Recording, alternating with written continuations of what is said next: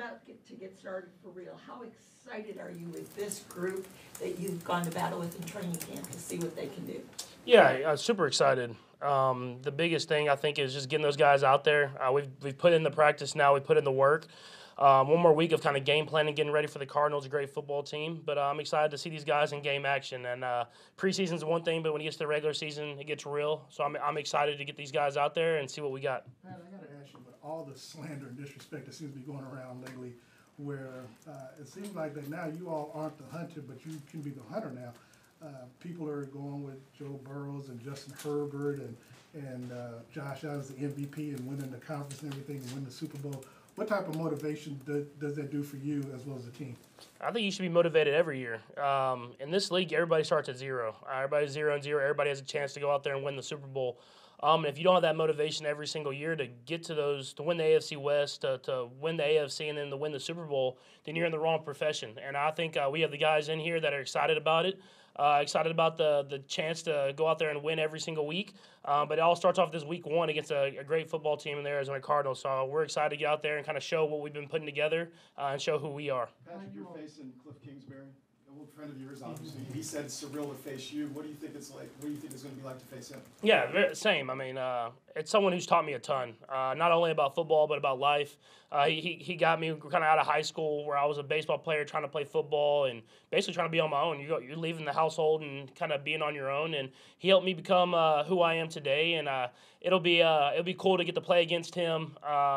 Hopefully I get the win because you'll have those little bragging rights, because I see him every once in a while in the off season and out in Lubbock and stuff like that. So it's definitely going to be an awesome moment that we'll have forever. Just hopefully I get the win, so I get those bragging rights for the rest of the time. I was about to say, how often do you keep in touch with him? I stay in touch with him a good amount. I mean, we talk about Texas Tech football.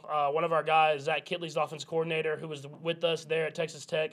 And so we kind of keep in touch through all kind of a group message with all those guys. And so it'll be cool to get to go up against them. There won't be a lot of communication this week. I know that. So we're going to go out there, and I know he's going to have his team ready to go.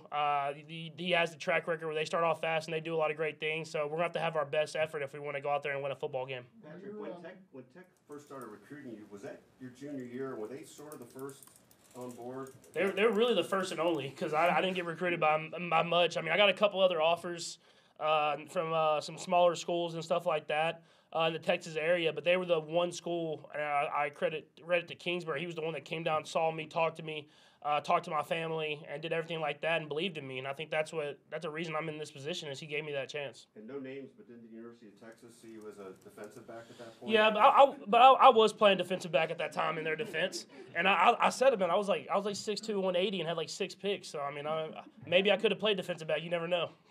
When your last season at Tech ended, you were trying to decide to either come back or go to the draft. What advice did Cliff have for you, one way or the other? I think the biggest piece of advice he gave me was he said be all in either way. If that was coming back to Texas Tech and trying to do whatever I can to win the Big 12 championship, to make my draft grade go higher, and I'll do all that different type of stuff.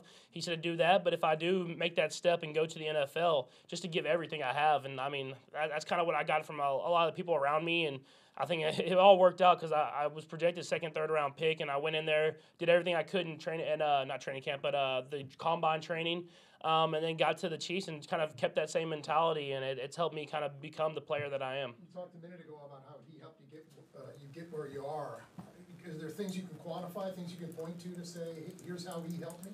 Yeah, I think the biggest thing is you see with a lot of young quarterbacks is whenever they get to a coach, they kind of try to restrict them and kind of make them be this model of how the quarterback position is supposed to be played.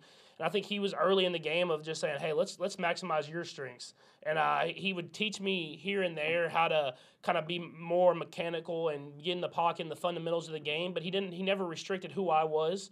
And I think that's kind of, I mean, obviously amplified with Coach Reid now. But it was something where I could have went somewhere and they could have tried to make me this pocket quarterback who kind of had the right fundamentals. But he let me be who I was kind of on and off the field, and it helped me become the player that I am. So does he know how to stop you then? I hope not. I haven't played against him yet.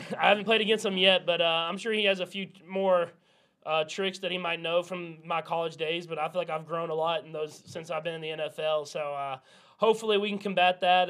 But I'm sure he has a good idea of who I am. But it's a